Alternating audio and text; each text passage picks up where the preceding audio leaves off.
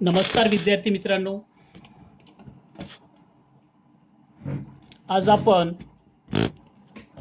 Standard 9th mathematics first त्यामध्ये इयत्ता 9वी गणित भाग 1 संच हा प्रकरणाचं नाव आहे. सराव संच 1.1 आपण बेसिक न घेता सरळ सोडवतोय आणि प्रत्येक एक्झाम्पल पूर्ण सॉल्व्ह करताना तुम्हाला संपूर्ण माहिती देईल मी. पुढील संच यादी पद्धतीने लिहा. जेव्हा यादी पद्धत म्हटलेली असेल, तुम्हाला यादी माहिती आहे, आपण दुकानात जातो, सामान घेतो, तेव्हा आधी यादी करतो आपण, त्यातले कोणते घेतले कोणते नाही घेतले त्याप्रमाणे यादीमध्ये सगळे घटक लिहिले जातात. कळलं? तर सम पूर्णांक नैसर्गिक संख्यांचा संच. आजचा संच लिहिण्याच्या दोन पद्धती आहे, यादी पद्धती आणि गुणधर्म पद्धती. तर इथे आपण यादी पद्धतीमध्ये लिहायचं आहे, म्हणजेच गुणधर्म पद्धतीत उदाहरणं दिलेली आहेत. हे गुणधर्म पद्धतीत लिहिलंय, गुणधर्म लिहिलाय. गुणधर्म मध्ये काय असतं, तुम्हाला संख्या दिलेल्या असतील कुठून कुठपर्यंत, सुरुवात आणि शेवट, आणि कोणत्या संख्या आहेत. आता याच्यामध्ये बघा, संचचं आपण नाव देतो, कोणतेही एक नाव द्यायचं संचला. कॅपिटल लेटर त्याच्यासाठी वापरतात, ABCD अल्फाबेट मधले, आणि त्याचे एलिमेंट्स आतमध्ये या मैरपी कंसामध्ये प्रत्येक घटक लिहिताना यादी पद्धतीने लिहायच्या. सम पूर्णांक नैसर्गिक संख्या. आता नैसर्गिक संख्या म्हणजे काय? नैसर्गिक संख्या 1 ने सुरुवात होते निसर्गातील वस्तू मोजण्यासाठी. 1 2 3 4 5 शून्य नसते, आपण शून्य वस्तू मोजत नाही. कळलं? म्हणून इथे सुरुवात होईल 1 2 3, पण आपल्याला सम हा शब्द दिलाय. सम म्हणजे 2च्या पटीतील. 2 4 6 8 अशा प्रकारे अनंत संख्या आहेत. आपण नैसर्गिक संख्या मोजू शकत नाही, शेवटपर्यंत अनंत संख्या आहेत. किती आहेत? अनंत संख्या आहेत. आता यानंतर 1 ते 50 मधील सममूळ संख्यांचा संच. या संचला आपण कॅपिटल लेटर मध्ये बी नाव देऊ. मैरपी कंसामध्ये यादी पद्धत म्हणजे मैरपी कंसामध्ये कॉमा देत देत सगळे घटक किंवा सुरुवात आणि एंड असेल तर लिहायचं आहे, मधले सगळे लिहिण्याची गरज नाही. तर बी मध्ये सम. आता मूळ संख्या म्हणजे काय? परत एकदा थोडंसं 1 मिनिट घेतो. मूळ संख्या तुम्ही शिकलेला 5वी 6वी 7वी 8वी मध्ये तर नक्की शिकलेला. आता मूळ संख्या म्हणजे ज्या संख्येला कोणत्याच संख्येने भाग जात नाही, एक व्यतिरिक्त, आणि ती स्वतः वगळता इतर संख्येने भाग जात नाही, त्याला आपण मूळ संख्या म्हणतो. मग मूळ संख्या कोणत्या आहेत? 2 3 5 7 11 13 17 19 23 29 31 अशा प्रकारे ज्या संख्या आहेत त्या. तर आपल्याला 50 पैकी सममूळ संख्यांचा संच लिहायचा आहे. तर मग यासाठी त्या संख्या कोणत्या आहेत त्या तुम्हाला माहिती पाहिजे. पण इथे सम म्हटलंय, तर हा जो शब्द आहे सममूळ संख्या, सममूळ संख्या फक्त एक आणि एकच आहे, ती म्हणजे 2. हे जनरल स्टडीज किंवा स्पर्धा परीक्षेमध्ये विचारले जातो. सममूळ संख्या लक्षात ठेवा, एकमेव एकच संख्या आहे. सर्व ऋण पूर्णांक संख्यांचा संच. याला आपण नाव देऊ, काय नाव देऊ? संच सी म्हणू आपण याला. आता ऋण पूर्णांक तुम्हाला माहिती आहे, नैसर्गिक संख्या कुठून सुरुवात होतात? इकडे धन असतात, इकडे ऋण असतात. पूर्णांक संख्या कोणते म्हटलंय? ऋण म्हणजे शून्य हा ऋणही नाही धनही नाही. तुम्ही इकडून इकडे किंवा असंही लिहू शकता. -1 -2 -3 -4 -5 अशा प्रकारे इकडे कमी कमी लहान लहान होत जातात.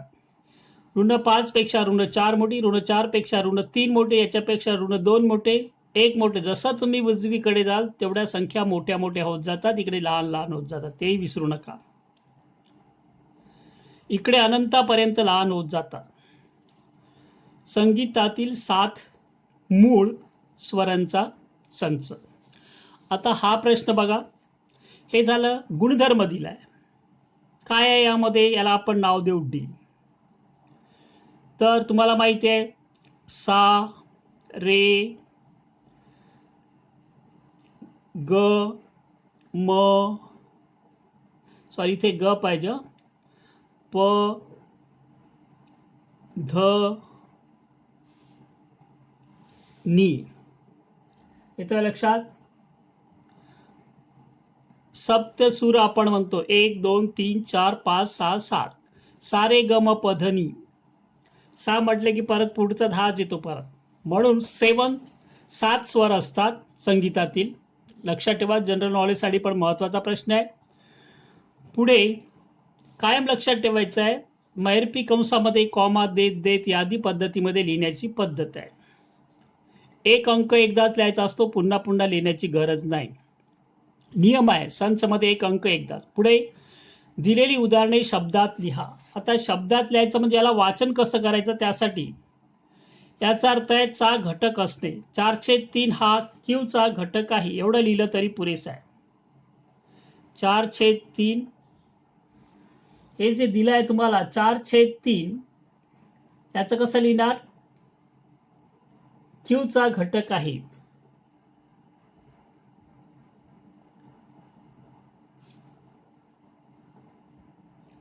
घटक आहे. घटक आहे किंवा नाही, जर याच्यावर उभी रेषा मारली तिरपी तर घटक नाही. -2 किंवा ही संख्या n नैसर्गिक संख्या नाही, n चा घटक दिसतोय का बघा जरा. n चा घटक नाही. n चा घटक आहे किंवा नाही. निगेटिव्ह संख्या ह्या नॅचरल नंबर म्हणजे नैसर्गिक संख्या नसतात. त्यानंतर याचं वाचन कसं करायचं आहे? पी हा अशा पीचा संच आहे की. याचं वाचन तुम्हाला कसं करायचं?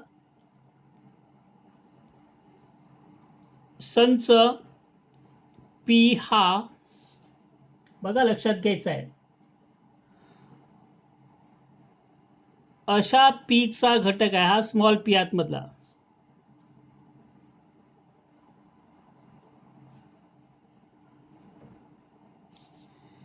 की पी ही विषम संख्या आहे.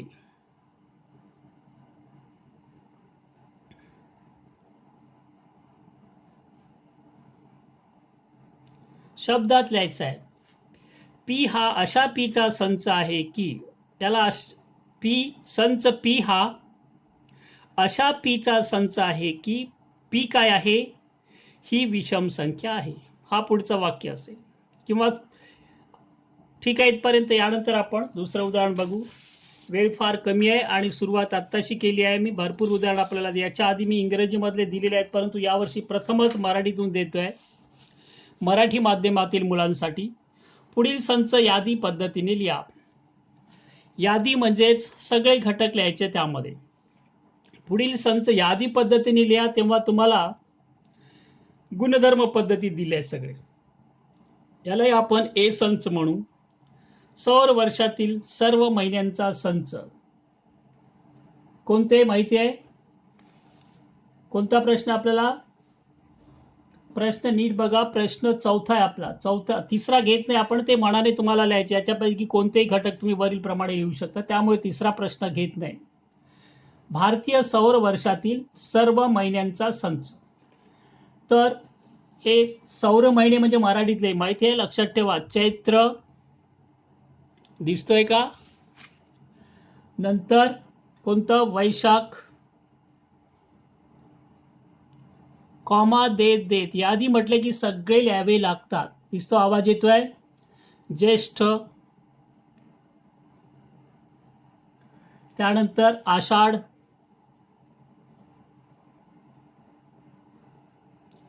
नंतर माहिती आहे तुम्हाला श्रावण आता सुरू आहे, नंतर भाद्रपद,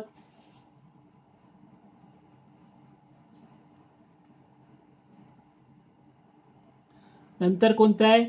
अश्विन, नंतर आठवते का?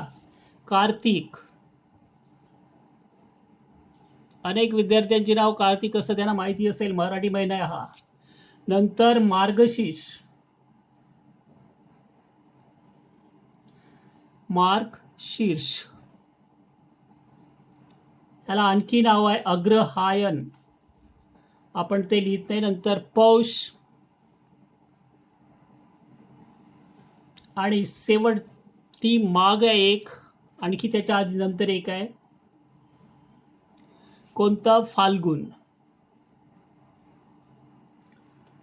फाल्गुन हा शेवटचा मराठीतला महिना आपला. 1 2 3 4 5 6 7 8 9 10 11 आणि 12. चैत्र पहिला आहे, फाल्गुन शेवटचा आहे. पुढे याला आपण बी संच म्हणू. कॉम्प्लिमेंट या शब्दातील अक्षरांचा समूह शब्द आहे हा कॉम्प्लिमेंट. तर आपण काय करायचं आहे, सी नंतर आहे, सी किती वेळा, एकच वेळा आलाय. ओ किती वेळा आलाय, एकच वेळा आलाय. एम किती वेळा आलाय बघा जरा, 1 2 वेळा आहे पण आपल्याला एकच वेळा लिहायचं. नंतर पी, पी किती वेळा आहे, एकच वेळा आहे. एल एकच वेळा आहे. नंतर ई दिसतोय.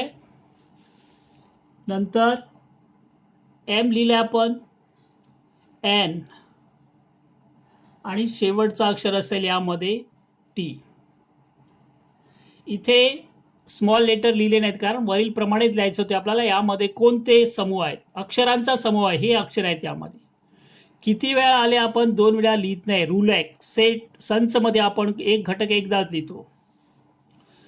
मानवांच्या सर्व ज्ञानेंद्रियांचा संच, याला आपण संच सी म्हणू. तर यामध्ये माहिती असेल तुम्हाला, आपल्या चेहऱ्यावरच किती आहेत बघा, कान, नाक आहे, त्यानंतर काय आहे, कान पण आहे. वरून सुरुवात करू आपण. डोळे 3 झाले. नंतर जीभ 1 2 3 4, पंचेंद्रिय आपण म्हणतो माहिती आहे, त्यामुळे 5 आहेत म्हणून आपण त्यांना पंचेंद्रिय म्हणतो. त्वचा. अशा प्रकारे हे 5 झाले. यानंतर 1 ते 20 मधील मूळ संख्यांचा संच, याला आपण संच डी नाव देऊ. मूळ संख्या सुरुवात कोणती, मगाशी सांगितलंय 2. 3 ला कशाने भाग जात नाही, 4 ला 2 ने जातो. नंतर 5 7 11 13 17 आणि 19. कारण या संख्यांना ती संख्या आणि 1 व्यतिरिक्त कोणत्याच संख्येने भाग जात नाही. शेवटचा प्रश्न हाही जनरल नॉलेजसाठी महत्वाचा आहे. पृथ्वीवरील खंडांच्या नावांचा संच, याला आपण ई नाव देऊ. ई हा संच, यामध्ये तुम्ही सुरुवात करू शकता. आशिया खंड आपण राहतो ते,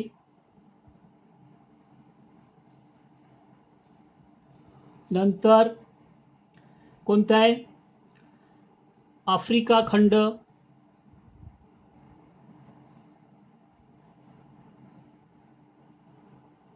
नंतर ऑस्ट्रेलिया,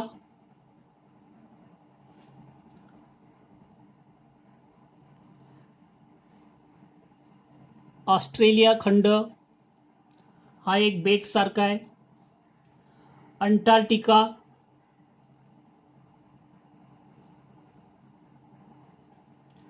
अंटार्क्टिका याला कसं लिहायचं नीट लक्षात घ्या,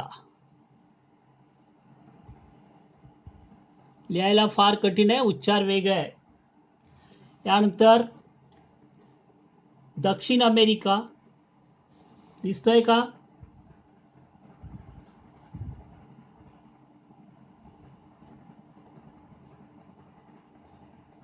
दक्षिण अमेरिका, उत्तर अमेरिका,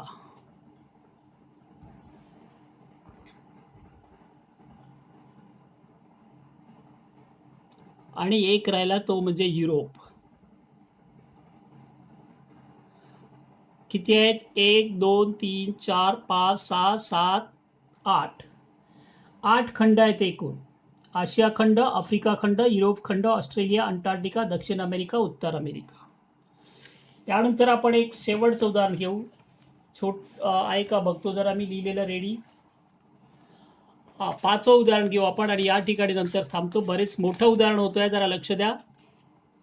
पुढील संच गुणधर्म पद्धतीने लिहा. तुम्हाला यादी पद्धत दिलेली आहे, तर याला कसं लिहायचं लक्ष द्यायचं आहे. पाचवा प्रश्न, तुम्ही तुमच्या पद्धतीने एच नाव दिलंय, गुणधर्म वापरायचा. म्हणजे संख्या कोणत्या आहेत. पहिला नैसर्गिक, सम, विषम, मूळ, त्याप्रमाणे. तर याला आपण ए नाव देऊ. याच्यामध्ये कोणतंही लेटर वापरायचं. एक्स. ए हा अशा एक्सचा संच आहे की एक्स काय आहे, ह्या पूर्ण वर्ग संख्या आहेत. कोणत्या संख्या आहेत. 1चा वर्ग, 2चा, 3चा, 4चा, 5चा पूर्ण वर्ग संख्या आहेत. म्हणजेच x is equal to n square. आणि एन काय आहे, नैसर्गिक संख्या आहे. पुढचा प्रश्न, कुठून कुठपर्यंत. 10चा वर्ग आहे. तुम्ही एन लेस दॅन 11 पण करू शकता किंवा इज इक्वल टू 10 पण करू शकता. दोन्ही आन्सर उत्तर बरोबर असेल. एन लेस दॅन 11 लिहिलं तरी बरोबर आहे आणि इज इक्वल टू 10 लिहिलं 10 पर्यंत. याचा अर्थ असा आहे 10 पेक्षा लहान असणाऱ्या संख्यांचा वर्ग. झालं. ए हा अशा एक्सचा संच आहे की एक्स बरोबर एन वर्ग. एन ची किंमत मग 10 पेक्षा लहान. 1 घेतली तर हा मिळेल, 2 घेतली तर हा मिळेल, 3 घेतली तर हा मिळेल. ओके. दुसरा उदाहरण, बी हा अशा एक्सचा संच आहे. तुमच्यावर एक्स वाय स्मॉल कोणतेही वापरू शकता. उभी रेषा दाखवायची आहे आणि हे काय आहेत 6, 12, 18, 6च्या पटीतील संख्या. पण कुठून कुठपर्यंत. 48 पर्यंतच आहेत. 6च्या पटीतील म्हणजेच 9 पेक्षा लहान. साइन 8, 48, 8 पर्यंत. यामध्ये तुम्ही असं करू शकता, इज इक्वल टू 6n. मग n ची किंमत 1, 2, 3, 4 आणि इथे तुम्ही तसं लिहू शकता. n हा नैसर्गिक संख्येचा घटक आहे आणि n less than equal to करायचं असेल तर 9 करा. नाही, किती 8 पाहिजे इकडे. लास्ट किती दिले आपल्याला 48. 6, 8 म्हणजे इथे इज इक्वल टू नको आहे. n less than 9. हा जो n आहे 9 पेक्षा लहान आहे. कारण 9 पेक्षा लहान कोणता. 8 घेतला तर 8 6 जा 48, 8 7 जा 42. इथे n ची व्हॅल्यू तुम्ही कोणती ठेवा. 1 पासून 9 पर्यंत, 9 पेक्षा कमी म्हणजे 1 ते 8 ठेवली ती वरची संख्या तुम्हाला मिळतात. ओके. सी हा अशा एक्सचा संच आहे की तुम्ही यामध्ये कोणताही स्मॉल एक्स वाय झेड काही वापरू शकता. आणि एक्स काय आहे तर कशातला आहे. स्माइल या शब्दातील अक्षर आहे.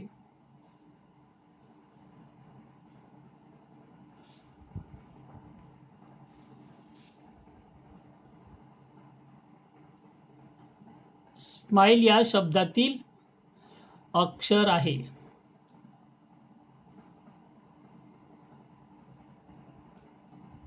दिसतोय.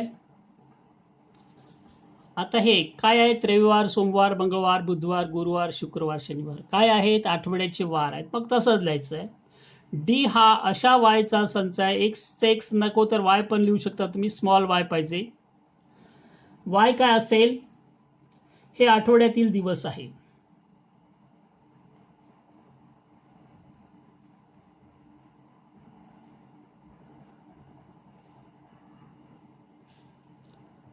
दिवस आहे.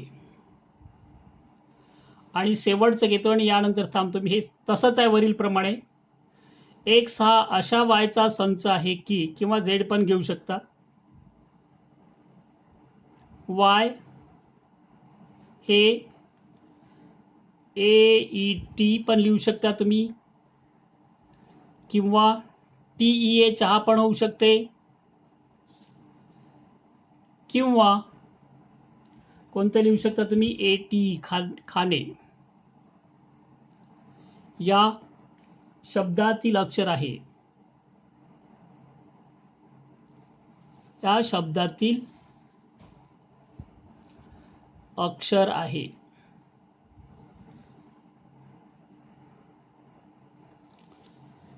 सराव करा, नीट समजून घ्या.